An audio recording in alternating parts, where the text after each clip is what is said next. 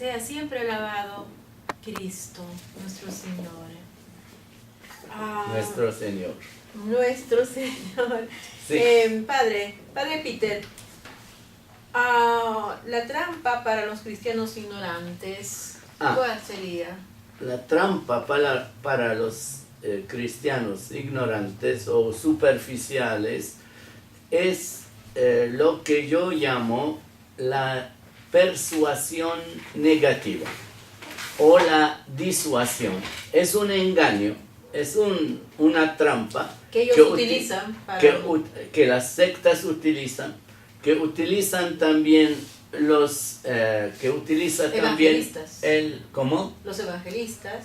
Los que se dejan llamar evangelistas, pero en realidad no lo son, porque en realidad hacen muchas cosas que son contrarias al evangelio. Por ejemplo, nunca felicitan a Nuestra Señora, aunque ella haya la Virgen María profetizado: desde aquí todas las generaciones me van a declarar bienaventurada. Y esto no lo hacen ellos, Lucas 1:49.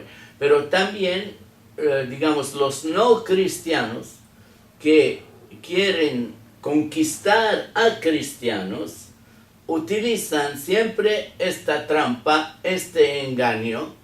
No te prueban, no te demuestran que su religión de ellos es verdadera. No. Empiezan por darte la impresión que tu religión, tu iglesia no es buena, entonces sacan esta conclusión que no tienen que sacar. Dado que tu religión no es buena, entonces mi religión es buena. Como si una señora dijera a su vecina de casa: dado que tu marido es feo, entonces mi marido es bonito. Y aquí no hay ninguna lógica, esto se llama un sofismo. Por ejemplo, negar la mía religión para que yo me sienta desestabilizada y pueda aceptar la tu religión. Y para producir un vacío, y en este vacío ponen todo lo que quieren, y lo que prometen puede ser 1000 veces peor de lo que dicen que hay de errado, de equivocado en nuestra fe. Por ejemplo, te dice: pues tu iglesia es criminal. Bueno, y cuando tú prohíbes la transfusión de sangre, que se murieron ya más de 9.000 personas desde 1945, ¿esto no es criminal? Pero dado que desgraciadamente, como hemos dicho antes, que falta a menudo la apologética, la defensa de nuestra fe ante estos desafíos, porque hay que saber que hay, en español, en portugués es perfecto, fe y desafíos. Desafíos quiere decir algo contra la fe. Si nuestra fe no enfrenta los desafíos, pues en personas ignorantes, en personas superficiales o en personas completamente normales e inteligentes, pero que están en una situación de dolor, de frustración, pues fácilmente pueden caer en aquella trampa. Otra trampa, por ejemplo, que el proselitismo islámico hace, te dice, por ejemplo: dado que Cristo no puede ser Dios, entonces Mahoma es un profeta verdadero. No hay ninguna lógica. Jesús puede no ser Dios, puede, sin que Mahoma sea un profeta verdadero. También lo que desgraciadamente a muchos cristianos falta, y esto también es nuestra culpa a nosotros los curas, es que no se dan cuenta o no quieren ver. Se insiste bastante sobre la ética evangélica. Primero, sobre el comportamiento de Jesús, que es único. También esto lo reconocen los mismos musulmanes lo reconocen, pero sobre todo la sublimidad de la ética cristiana, de las enseñanzas de Jesús, ¿no? Sobre todo en el Evangelio de Mateo, capítulo 5 a 7, el sermón sobre la montaña, ¿no? Esto es lo más alto, lo más sublime, lo más noble, lo más bonito, lo más lindo, ¿no? Y así que los soldados han tenido razón cuando no han podido, digamos, cuando les habían pedido de ir a, ¿cómo se dice?, arrestar, ¿no?, a Jesús, ¿no? Y que han dicho, nunca un hombre ha hablado así. Nunca un hombre no solo ha hablado como Jesús, nunca un hombre se ha comportado impecablemente como Jesús.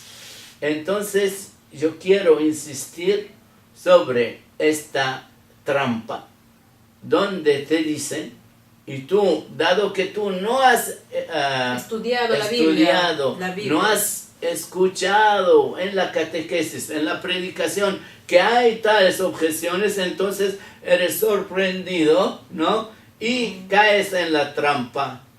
Bueno, por ejemplo, te dicen no hay que bautizar a los niños. Tu iglesia hace mal en bautizar a los niños. ¿Cómo esto? Te cita los últimos versículos del Evangelio de Marcos y de Mateos, ¿no?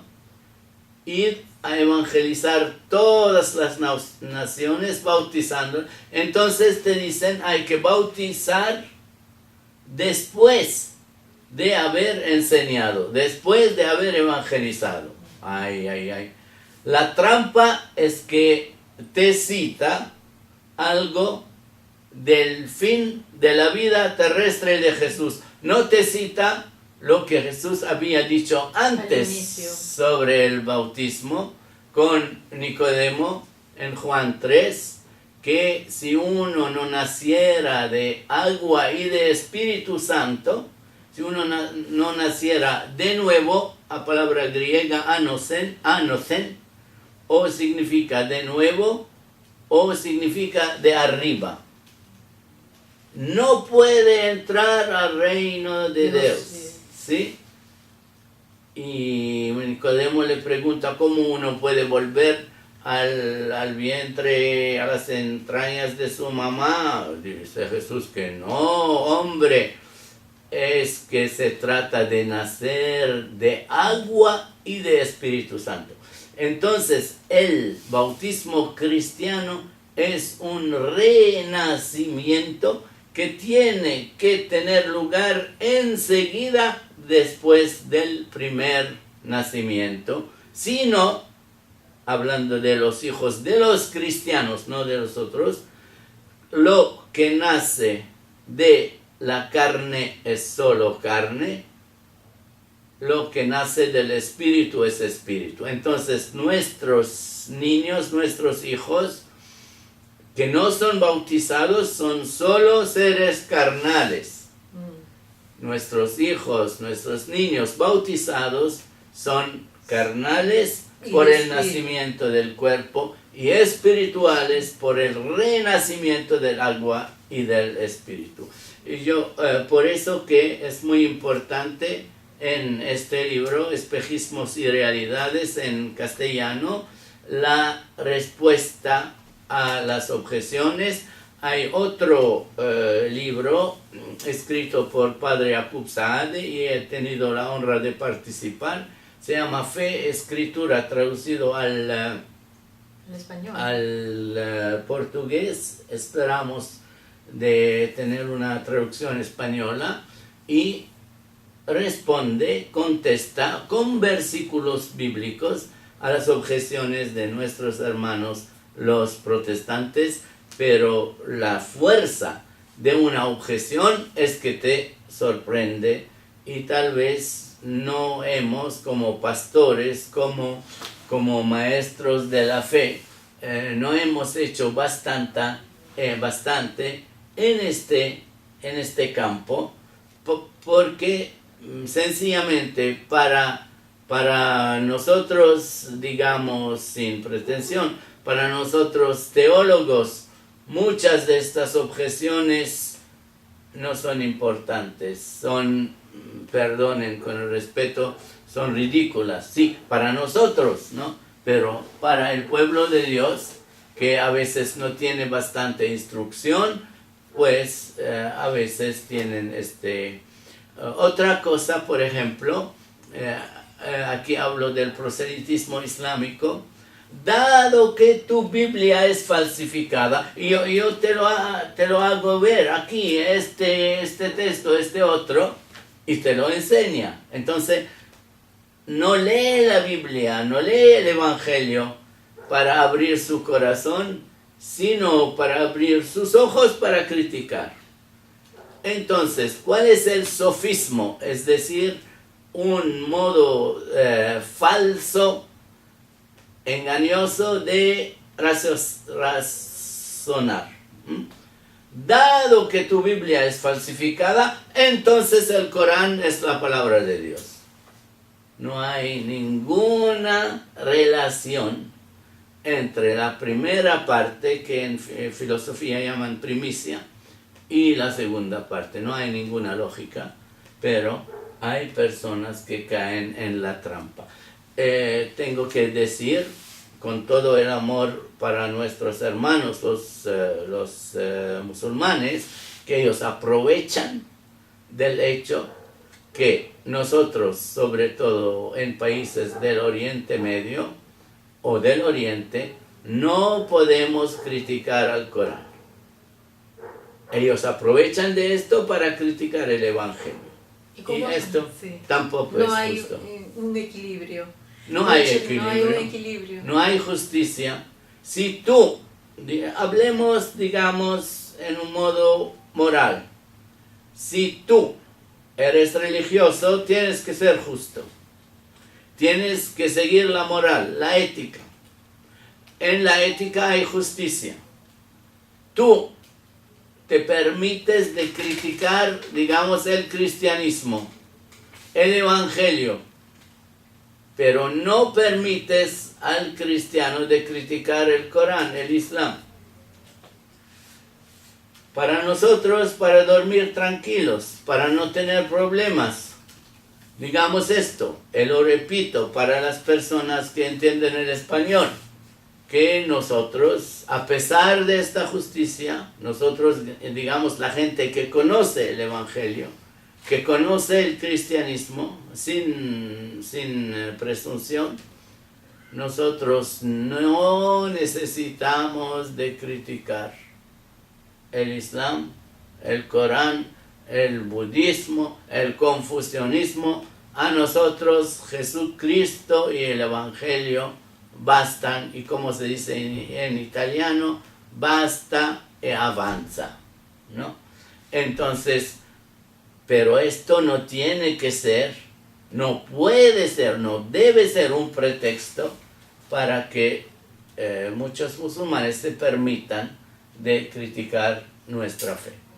Importante es defender la fe, nuestra fe. Es importante defenderla cuando es necesario, porque si son ataques de los musulmanos contra nosotros cristianos, nosotros los musulmanos contra nosotros cristianos que hablan de nuestra religión, que se permite, nosotros tenemos que estar preparados para defender nuestra religión cristiana. Y con este versículo usted está diciendo o repitiendo exactamente lo que San Pedro ha escrito en su primera carta, capítulo 3, versículo 15.